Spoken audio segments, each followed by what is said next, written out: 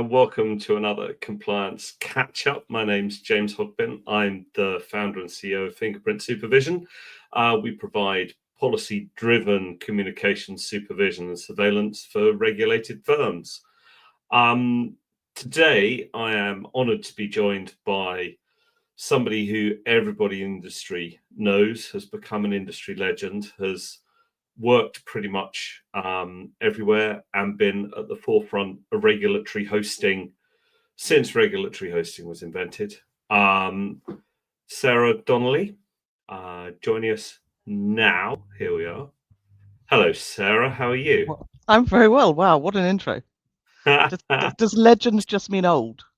I think we're getting to the legendary stage in our career, Okay. as my kids would have it. Tell us a little bit about your journey. How did you get to be the founder of BMP and the go-to person for regulatory hosting in London? Yeah, totally by accident is the simple answer to that. I've had sort of three careers. I was a recruiter and a headhunter for a very long time. I'm also am and was a garden designer. It was whilst I was working as a gardener that I was approached by a compliance consultancy back at the time called IMS. And I went in to look at their very small headhunting recruitment business and somehow never left and got more and more into the world of compliance. IMS Group bought at that time what was the Mirabella platform, and I worked at subsequent reiterations of that, Cordium and then ACA, and then we found ourselves 3 years ago forming Vittoria and Partners. So yes, I think by accident is probably the best way to describe how I've arrived to be doing regulatory hosting and compliance for the last 20 odd years. Not a day over 21. It's perfect. Yeah. So for those of the people that are watching, explain regulatory hosting. Yeah, in effect, regulatory hosting is a way for particularly new managers to start without going through the process of direct authorization with the FCA. So in effect, we lend or cover our permissions over the activities of those individuals. So that activity could be, for example, what I call a sort of private equity structure, whereby you've got a team here in the UK, they may have a team in Jersey, Guernsey, and what the team in London is doing is advising and arranging that board. So here in the UK, we would cover them under what's called the appointed representative regime, which you've probably heard of. The other activity we do is also cover individuals that want to conduct investment management activity. That is something that cannot happen under the appointed representative, but it happens in a slightly different structure whereby we second an individual into our firm under our permissions. And in effect, when that person is conducting the regulated activity of investment management, they're putting on a Vittoria and Partners hat at that moment. So from that point, we become their compliance department. And if it's an investment manager, we're overseeing the risk. So we sort of sit in between the firm and the FCA. And over the last 20 years, the industry has grown, partly in response to the FCA not necessarily being as quick on authorizations, although that is beginning to change a little bit, but more because of the substance requirements that the FCA is now looking for. The FCA actually put out a paper yesterday talking about why people failed in direct authorizations, and it was interesting. It was around exactly the subjects that come up with me every day, is that to be directly authorized now via the FCA, you need substance. It's financial and non-financial resources, and that means you have to have your regulatory capital in place. You have to have people. The days of being a one person coming out of a big asset manager and establishing on your own and being directly authorized are gone. The FCA wants more substance, more systems, more overlay, and for a lot of startups, that's just too much at the beginning. And do you think that the FCA actually enjoy this market sector? Because there's the tension between you as a regulatory host servicing clients and you as a regulatory host being the regulator for those regulated clients. How does that balance exhibit itself, do you think? Yeah, well, we would never call ourselves the regulator. We're just sitting in between. But I think it's common knowledge that there are problems, particularly in the aforementioned appointed representative regime. The FCA, I think, has constantly been surprised at how this industry has grown and the size of the industry, which in one way is very surprising considering all the reporting we do. It's but the way the FCA is set up is that at the moment it's not clear when you go onto the FCA register who is a principal firm like us, who is doing this, and I think so that has led to a lack of transparency as far as the FCA is concerned. I think the problem with our industry, and particularly the appointed representative part of our industry, is that what we represent, so our firm and most of our competitors, is a tiny part of an enormous industry. So we do something very specific. Us and our competitors only deal with institutional setups, so no retail investors. But there are over 34,000 appointed reps in the market, but they are all on the retail, wealth management, IFA side. And to date, the FCA has struggled to differentiate between what we do and what they do.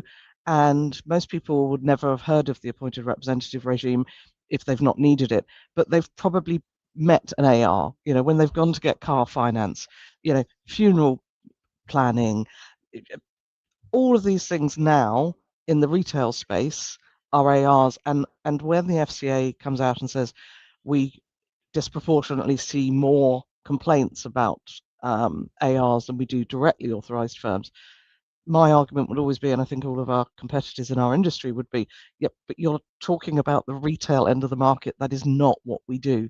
So there is a tension. The FCA is always surprised at the size of our market.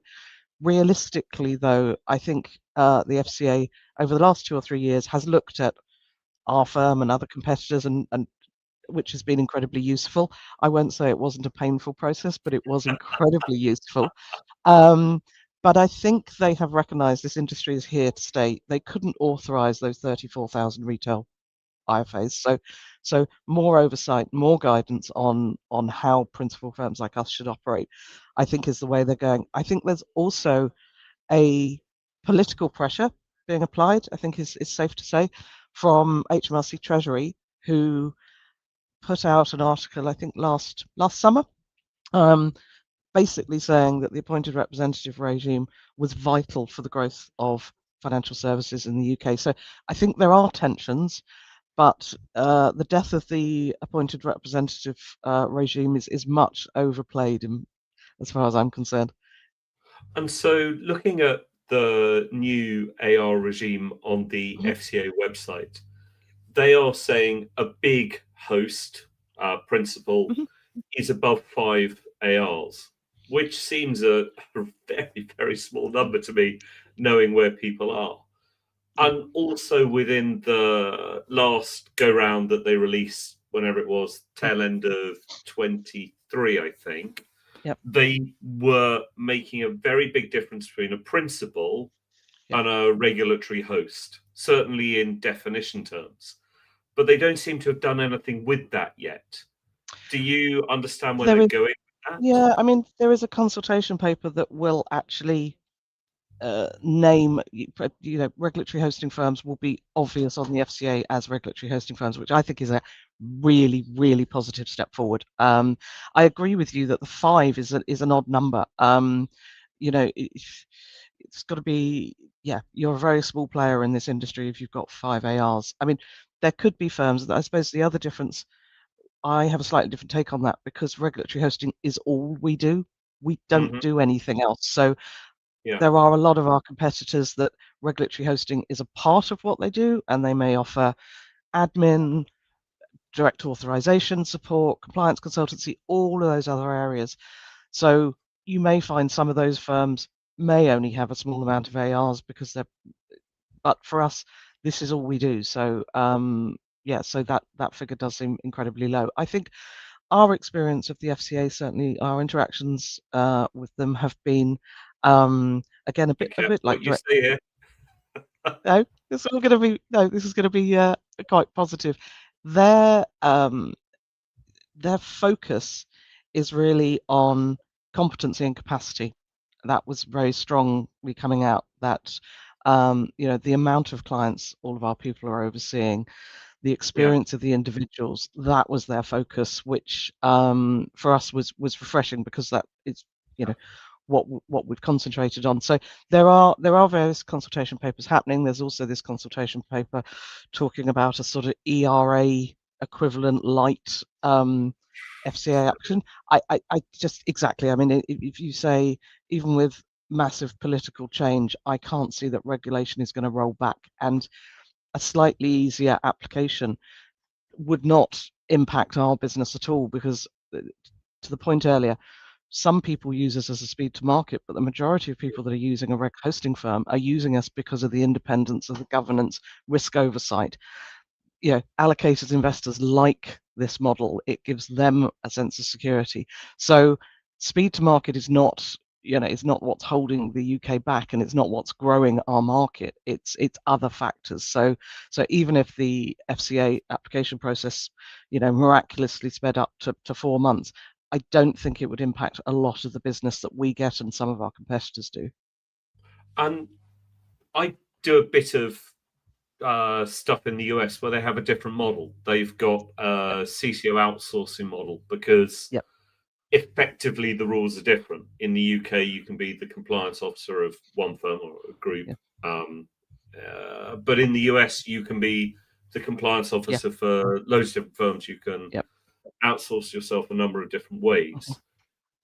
Compare and contrast those models. Do you think, given the fact that America is a vibrant, growing economy where financial services are definitely core to their growth, maybe the model whereby you can be the compliance officer for a number of different things, you have the responsibility, you bring the tool set, rather than having to have the permissions, you've gone, we'll just be a registered compliance person. You can look at us, Mr. Regulator, Miss Regulator, as having competence, having people, but our job is to do that.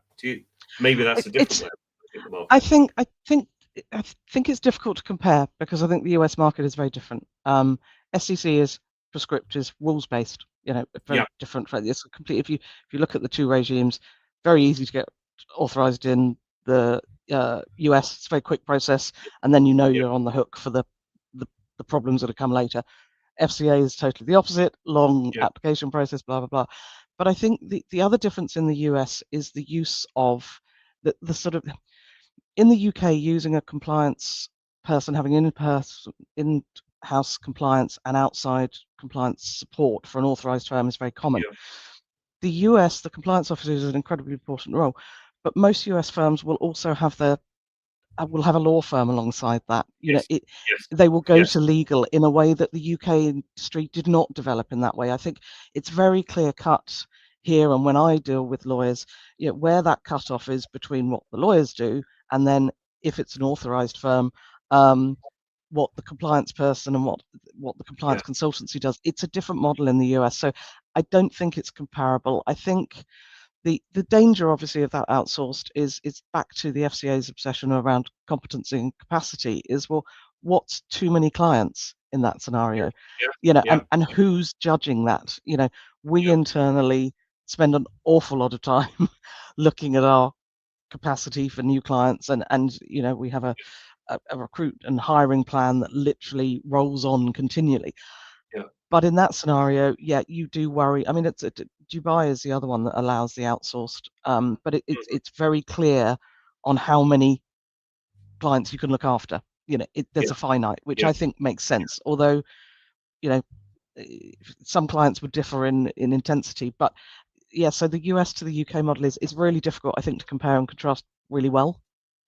So it's interesting you touched on a number of people, because the FCA released some figures sort of autumn last year about what it saw to be good ratios of staff against numbers of ARs, right? And I know you guys are in that sweet spot of about 10 ARs to each account person and that sort of thing, and you don't touch it.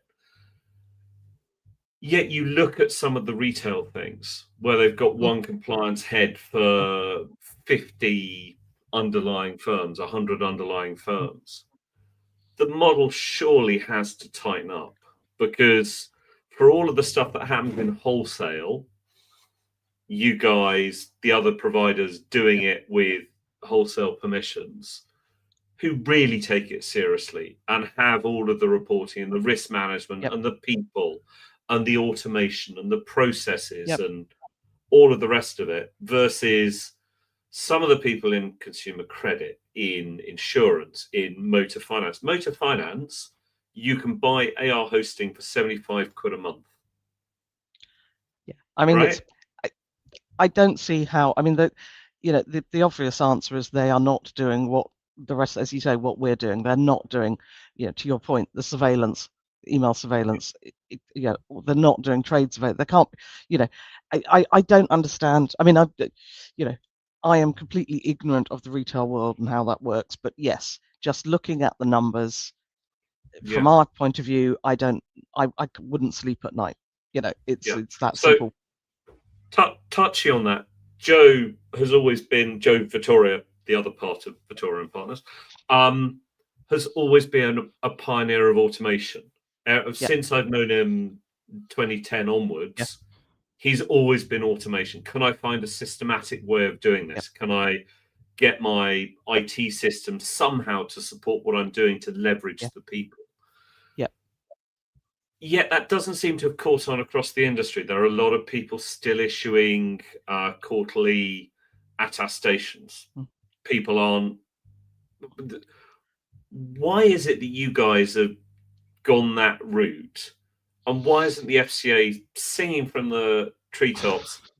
The only way of doing it is this way. Automation is the only way you can run this business, because I don't see a way you can run it without.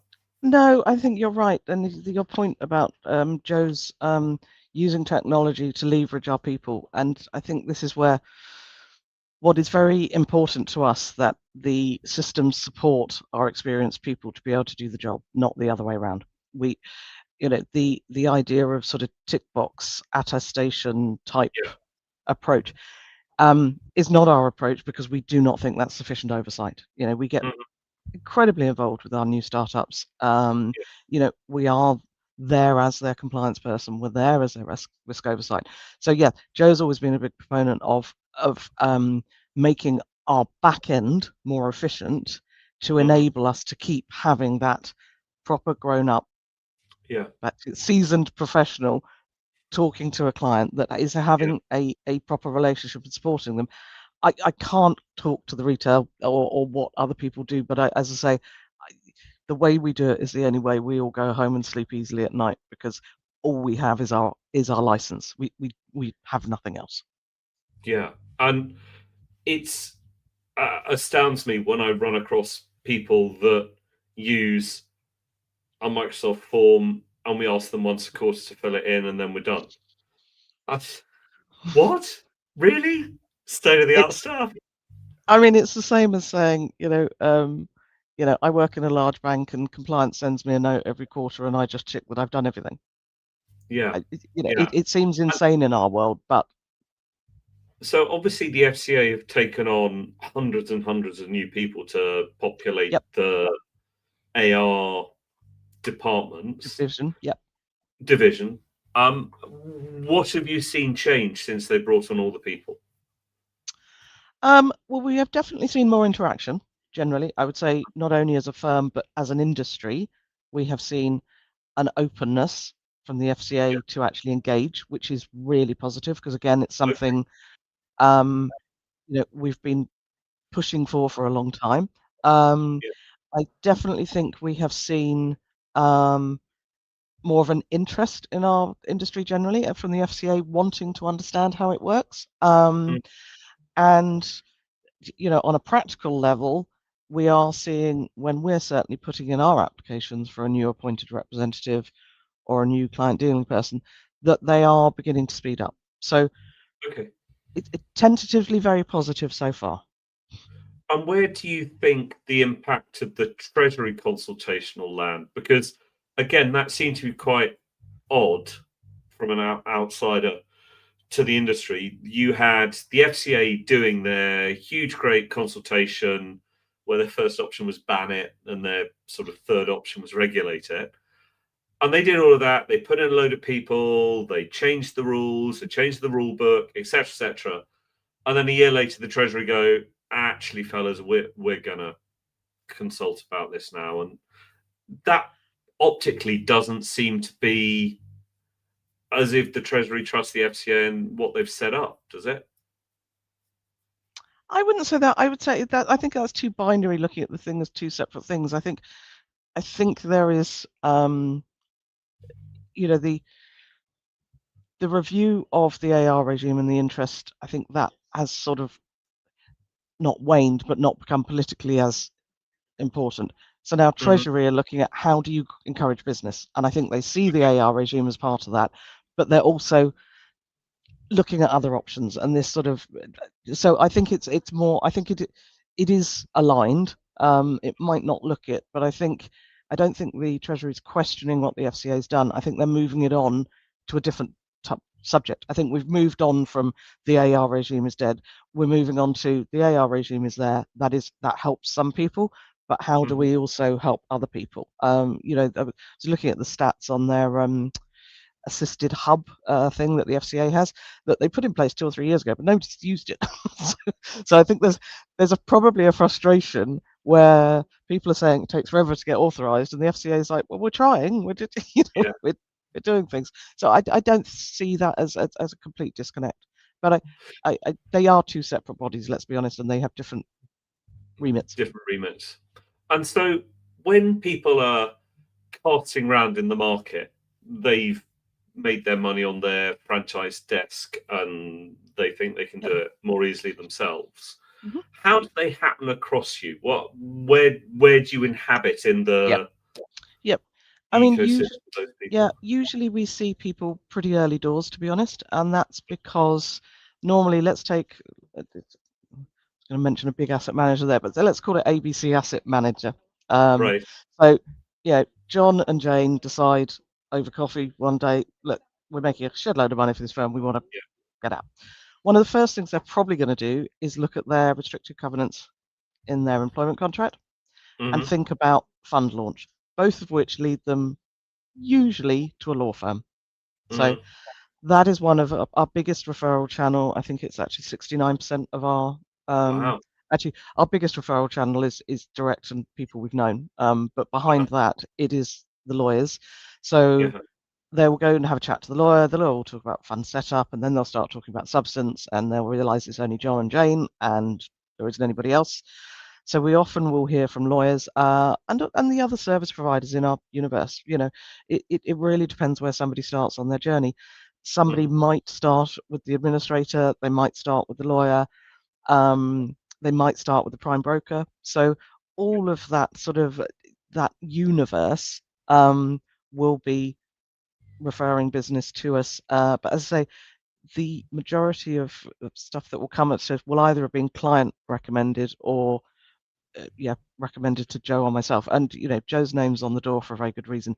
He is extremely well known in this industry. I called him the other day the grandfather of the industry. Yes, as I say, I bet he hated that, but he's very happy to be a grandfather, but maybe not grandfather of the industry. Just not of the industry. Very good. And so if I'm that fund manager, how does the engagement go with you guys? Do you have to sit me down in the corner and go, actually, fella, all of that stuff you thought was a person cost is actually an operations cost. Here's how it goes. Or do you find that most people by that time, the lawyers have kicked them around a bit and made them understand the realities of the really situation? Differs. And it really differs. And it's particularly different. For example, we were talking there about sort of John and Jane from a big megalith asset manager. They will have less of an idea of how to structure a small fund because they haven't had to do it. They've been a department that does that. Compliance is over there. Somebody else does that. So people in that journey are usually, the initial conversations we'll be having will be 6, 7, 8 months before anything happens. And those will be conversations around fund jurisdiction. And we get involved in that. From early doors. If they've come out, if John and Jane are now on their second reiteration, which we often also see in this cycle, that maybe they've been involved in a hedge fund, small hedge fund launch before, they're going to have that universe. They're going to have that ecosystem of people Yeah. they know that they can go to. So it does differ, but as I say, it's not a quick journey. Yeah. With most firms, we are talking, what I would call very early stage, where this is all just a concept. And is that because when people are coming to see you in the first days, they don't really have the fund set up, they don't Yeah, really have the experience, absolutely. and most of your job is leading them through, by the way, this is what you're going to have to do. This is Yeah, I would say I think everybody in our ecosystem of our universe does somewhat of that project management job. So the lawyers will often bring those systems, so we all play our part in that. When I'm having early conversations here, you're talking about, right, where's the fund going to be? Have you thought about administrators? Yeah. yeah, What's your strategy? Because that's going to impact, yeah, number one, who you go to. What's the AUM size? Because that's going to impact the other service providers. Completely irrelevant to us, but to everybody else, that is a big yeah, consideration. So it's navigating that, finding the right people to put you in touch with the right service hmm providers around hmm your strategy, your size, and what you want. There are different, different places for different types of firms and what kind of service you want.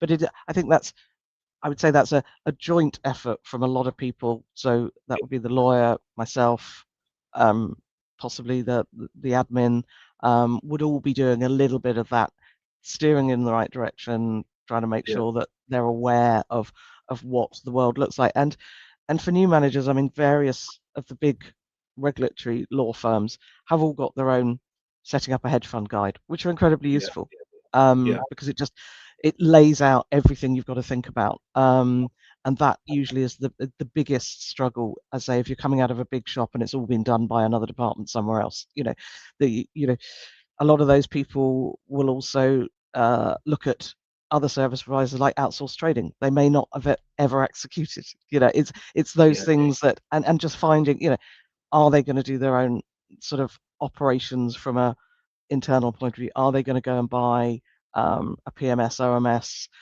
How are they going to do that? How are they going to look after surveillance? How are they, all of those things are, part of that journey. But I wouldn't say, yeah, it's definitely not me alone. yeah. And you guys do UK domiciled Yes. people at the moment, and you're expanding Well, currently to Dubai, right? And well, with Switzerland. great I remember timing, that. yes, with great timing, we were in the process of getting our application in Dubai. Um, Mhm. that obviously, given current events, has taken a little pause, but I think we're quite clear at the moment that it is a pause. We still think that is happening, and then yes, after that, Switzerland is definitely on our agenda. And they may, well, Dubai is not an odd, won't seem odd to anybody, but Switzerland might. But what we're looking for is where the manager wants to be. So we're not Right. looking at fund jurisdictions, because quite that's irrelevant to us. We look after Cayman funds, Yeah. Luxembourg, Ireland. That we are interested in where the manager wants to be, and certainly there is a push at the moment, given UK situation, that potentially managers looking to the future are looking to Mhm. be outside of the UK. Um, and we're seeing that Switzerland is becoming, uh, you know, uh, I'm not, as one of our competitors did 20 years ago, who announced, when one manager went to Switzerland, that the whole of financial services is suddenly going to go to Switzerland. But we've been looking at it for a while. I think there is a bit of a move there. And we've also heard, we talk a lot on the allocators side. So we've heard a Uh-huh. lot of allocators say, I'm finding people in London, they're great, but at the moment they don't want to be sitting in London. They want to sit somewhere else. Yeah. Yeah. Dubai was an option a month ago. I think for a lot of people, the thought of moving, Yeah. your family to Dubai at the moment is probably not Yeah. an immediate. But yeah, so Switzerland is next. I mean, in the grand scheme of things, I think when we started out, it was Dubai, Switzerland, Australia, um, and Okay.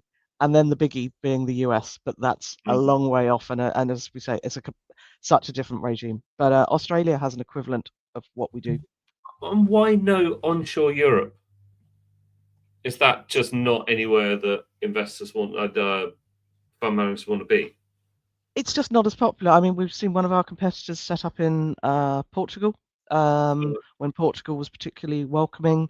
Yeah, I think our experience is, yeah, you know, it's Switzerland seems more popular at the moment. I think we're also seeing Italy, but it's an easy commute yeah, from Italy to yeah. Switzerland.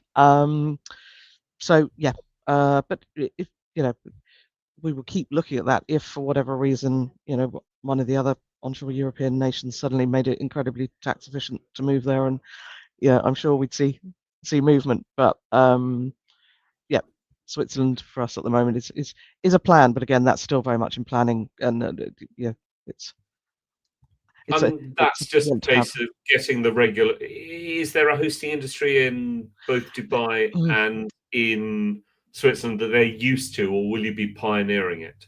No, Dubai there is already a regulatory hosting firm there who've been there, I think, 18 months now. Okay. So I think the regulator in Dubai is definitely getting their head around our industry. And obviously, Du- and particularly at the moment, Dubai is very open to listening, Yeah. and I think that will continue.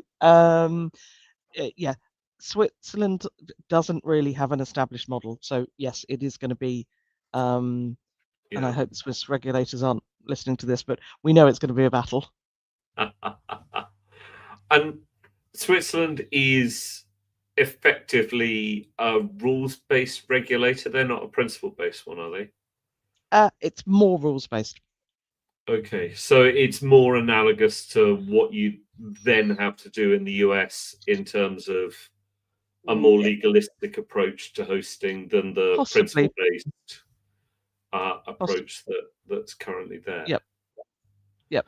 And in terms of the growth of the industry, is it Mhm. a finite pool of people that have just decided to up sticks and move to Dubai, or is there a continual, fresh sort of cohort of people going, "Oh, I'm done with my tier one bank. I want to do this now."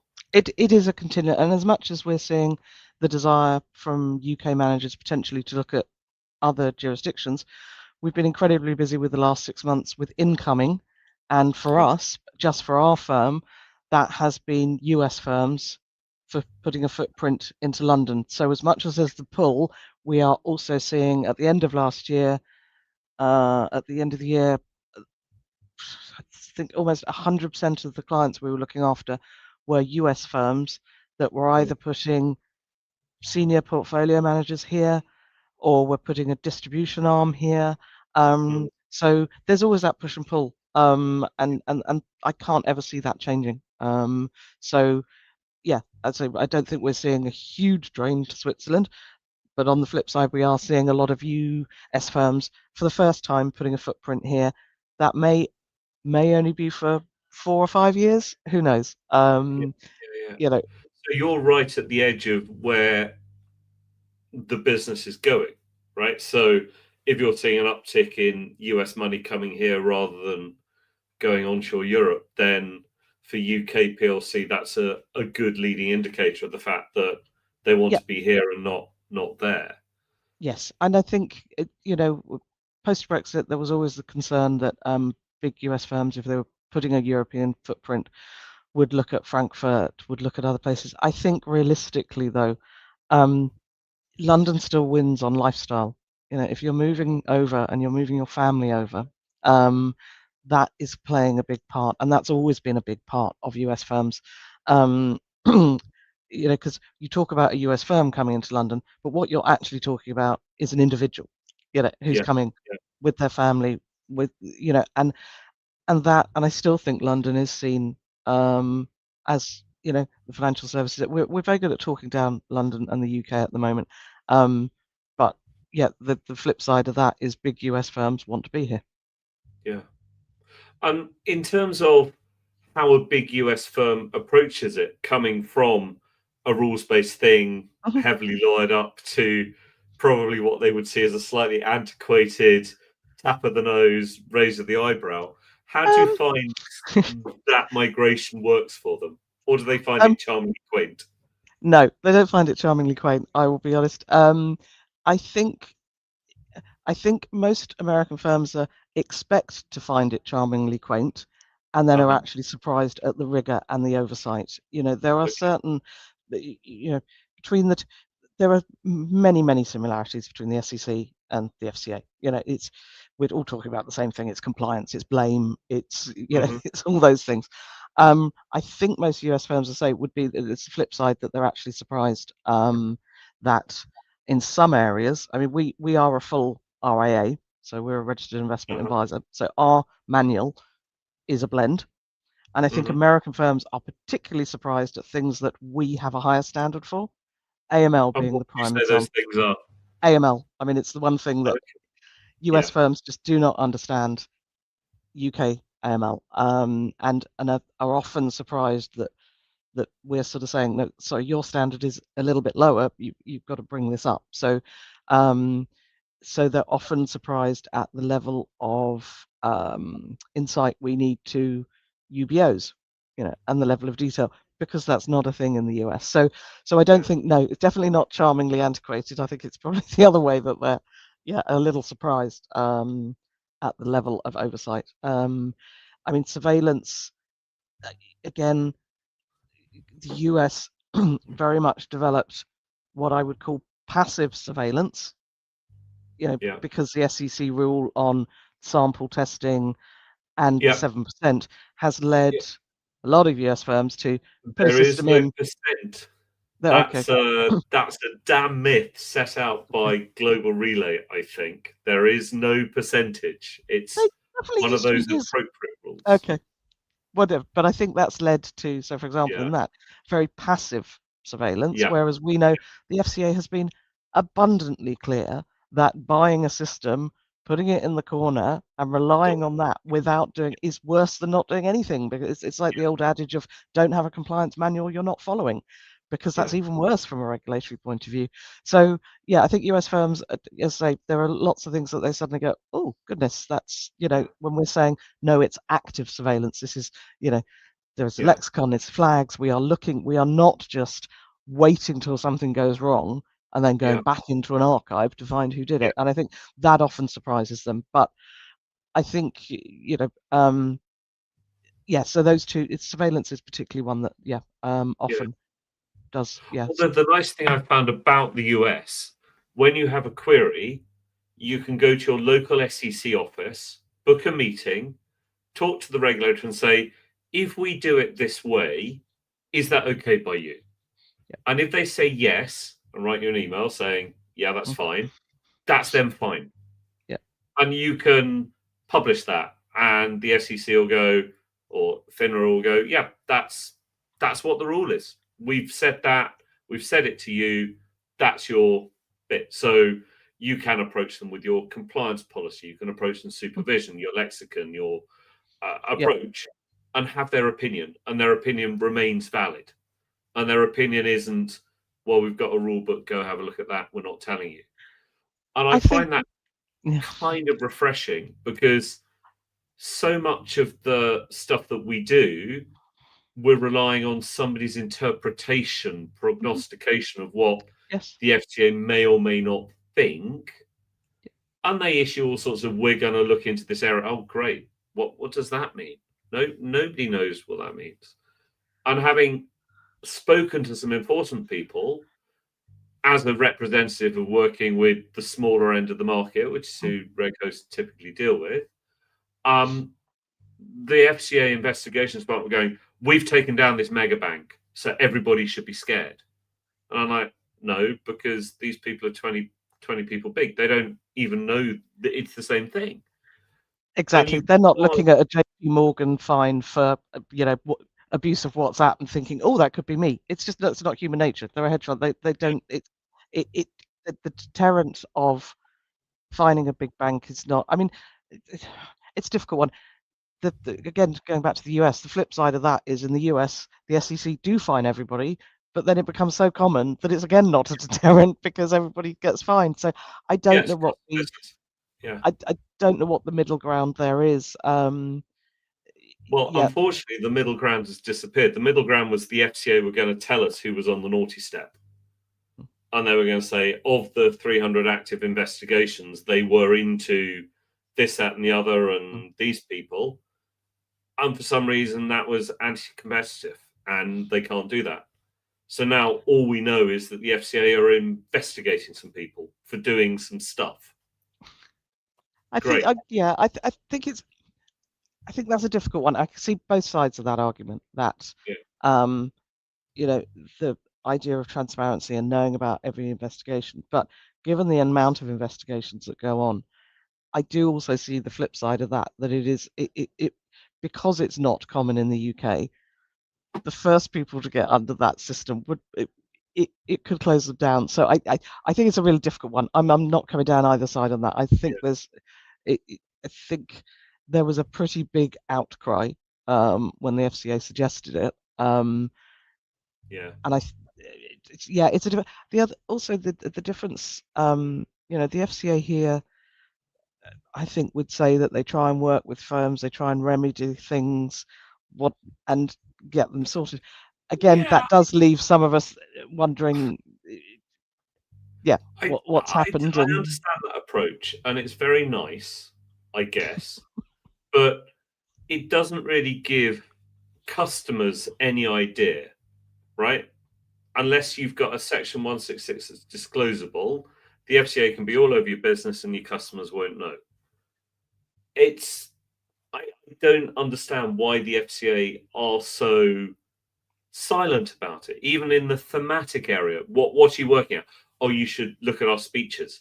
No, tell me, what do you find to be important right now? What are you looking at?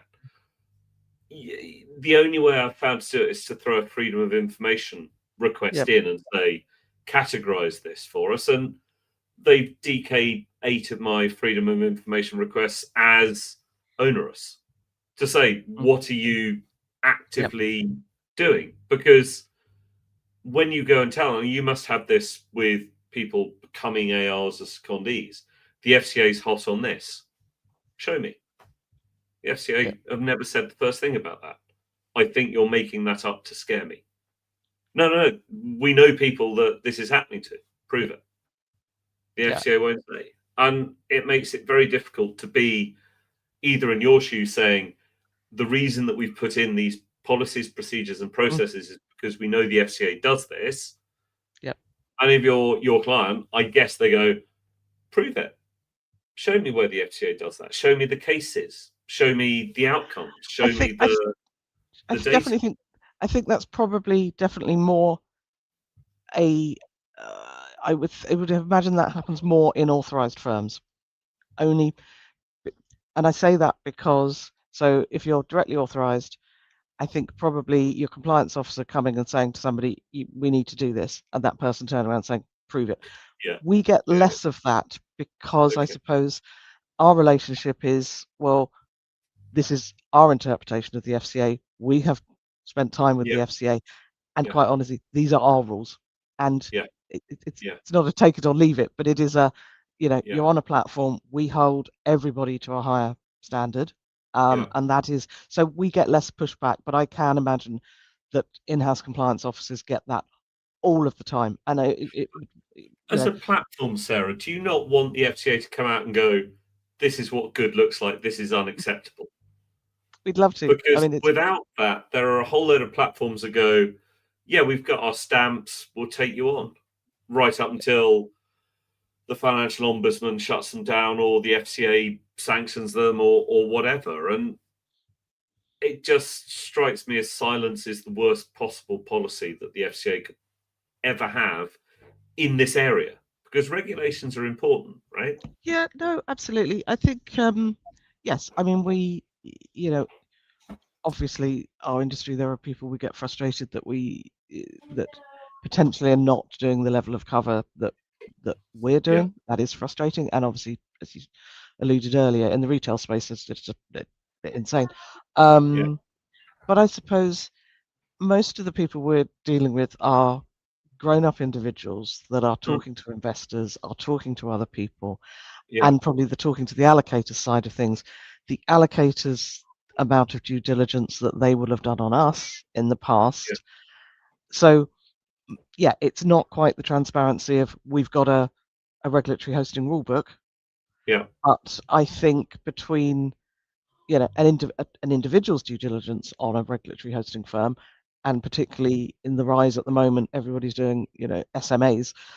Those SMA providers are DDing at regulatory hosting and should be. That it makes perfect sense. So I do understand what you're saying, but I think it's number one, difficult. If you just want to say, I want to find a reg hosting firm, how do you do that? Because there's nothing on the register to say. And then how do you differentiate between that? I suppose for us, it's the same sort of questions you're asking. How big are you? Experience of your staff, ratios of staff to client. They're the questions that will lead you down to well, this is a player that place, or this is, I'm sort of an outlier. And like everything, if you get 3 quotes and one is outlandishly cheaper than the other 2, it's like a builder. You probably don't want to go there. Yeah. And where do you see the industry developing over the next 4 or 5 years? Because it's been through change. Obviously, back in 2017, 2018, the FCA did turn up and say, you guys shouldn't have as many clients and you're not allowed to be open and this, that, and the other. So they did try to weed it all out. And it just seems that they've gone a bit quiet and there's some players that shouldn't be there. And I think there's probably more activity than we know, but this goes back to the transparency thing. I am only surmising. I don't think the FCA has. You mean they've got to be doing something? I didn't say that. You're putting words in my mouth. I did. Yeah. You've been nothing but nice about them. I think they're useless. You think they're great. I get that. They are a vital part of our industry. Yeah. I think I get what you're saying. I think number one, there is still activity going on. Treasury has made it clear that they want this industry to survive. The FCA has, I think, taken the view of, right, let's get it regulated properly. So I still think things are happening. I also think a bit, we have seen a number of players remove themselves from this industry. Now, whether that's due to an FCA review or whether it is a realization, particularly among those firms that did it as a sideline. When I started, I was often competing against, well, my mate says he can host me, and and that grew. It became a revenue stream for funds. I think those kind of what I'd call peripheral hobby hosting firms have disappeared, and I think they disappeared with the first consultation paper. That the minute they saw where the FCA was going on this, a lot of them sat down and went. They're still out there. They are. Yes, they are you probably have more visibility on that than I do, but I mean, we had an interesting stat that we looked at when during COVID, and when a certain big player stopped doing the appointed representative regime, there was a proliferation of every man and his dog suddenly offering it all over the place, and that has disappeared. That has come and gone, which I think is a good thing. But I think our interaction with the FCA is not finished. We're still going to be talking to them. Joe is very keen to try and get an association of wholesale institutional regulatory hosting firms. We're trying to get the FCA involved in that. We're making some progress. So I think, I mean, I don't think the industry is going anywhere. There's still a need for it, even if the FCA, as I speeded up their application process to 4 months. The industry will still be needed. The what we can offer, what Red Coast firms can offer new startups, and those firms coming into London is still going to be applicable. I think we're going to see still a lot of oversight, which is not a bad thing. And we may find more players in the future just saying, actually, we can't keep to this level. That there will be a round of consolidation to bigger, more automated players that can afford the systems and the process and the people? Or do you see it still as a artisanal, almost intermediate industry that isn't being picked up by the administrators, custodians, fund admins, but possibly could be if they decided to aggregate it? Where do you see it going? It's an interesting one because we saw the massive consolidation. We saw the the likes of Lawson Connor go into IQ-EQ, and we've seen that model. I think there is probably a perception that regulatory hosting inherently carries its risk, and Yeah. a one-stop shop can be great, but is brought down by its weakest part. So, are we going to see those big P shops rounding everybody up? What? Who have they got to round up? I'm not sure we're going to see the repeat of that in the way we saw it. We've definitely got. Think there's another wave, because certainly if you look at the US and the CCO outsourcing, they were all mopped up by a big provider. The big provider ran it for a bit. The people finished their non-competes. The big provider put the margin up, and so it starts again at the bottom. Do you not? Because there's been a wave coming through of. I think there probably is. There will be another wave, but I don't think it'll necessarily concentrate on regulatory hosting. I think it will be compliance consultancy. I think there has been a recognition that tagging on regulatory hosting to lots of other services is not. People don't have the risk appetite for the reg hosting part of it. If you can have another consolidation of smaller compliance consultancies, and there are a proliferation of small to medium players, I can definitely see a consolidation of that. But you do get to the point of, if there was much more consolidation at top level, who's buying them after this? Who's buying Apex next time round? Who's buying IQ-EQ next? So that's always been, where do you go after this? Big, I don't know, but I think you could be right. I just don't think regulatory hosting will necessarily form a really big part of that, but I could be wrong. I struggle to see how regulatory hosting, which is a balance sheet business, fits well with a time and materials or a software business, but with fund admins, custodians, prime brokers, who are all about a balance sheet business, it rounds out their product portfolios quite nicely. Come to us for your books and records, and we'll do your regulation on the side, is much more compelling, I guess, as an argument, than come for some compliance consultancy and stay for the reg hosting. I don't necessarily think that you run that business the same as you run that business up and down the management chain. No, and I'd agree. But yeah, I mean, if we are one of the few independents. That's I don't expect that to change. I don't. Well, we're certainly not ever going to go the private equity route. But our view on that has always been just stick to our knitting. It's all we know how to do. I can't sell anything else. This is it. Yeah, very good. So we're coming up on the hour. What is it, if people were looking for a reg host, why Vittoria and Partners?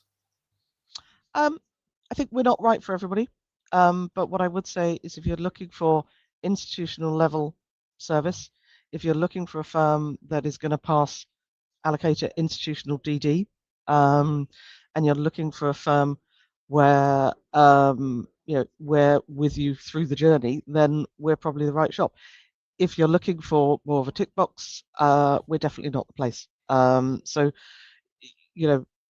there are different players in this industry. I would say our unique factors: number one, ownership. Every single member of our staff has a meaningful equity in this business. We're owned by staff, friends, and family. That does give us that obviously helps enormously with retention of staff. Everybody is here for the long haul. That does make a big difference. That resonates with some people, but I totally appreciate that other people, as you say, going to a provider that says, I can do your admin, I can do all of that, all packaged, and your reg hosting, can be appealing. We're just a different offering. So yeah, it's experience of the team and our ownership structure, I think, makes us reasonably unique, that the person that you'll be dealing with day one will be Joe and I. We'll still be here till they take us out in a box. And the person you're dealing with from a compliance and risk point of view is very unlikely to change through your journey with us. Yeah, perfect. Well, thank you very much indeed for joining me today. I think we've had a thoroughly informative hour, certainly for me. And I'm going to go and hang my head and shame when the FCA come calling and say, but Sarah was nice about you. Oh, well, thank you for inviting me. And it was, an hour that went very quickly. So thank you. Perfect. Okay, well, thank you very much. Please tune in for the next compliance catch up, which will be in 4 or 6 weeks, where we will have another industry expert to chat about their area of expertise. Thank you very much indeed for your time. Bye-bye.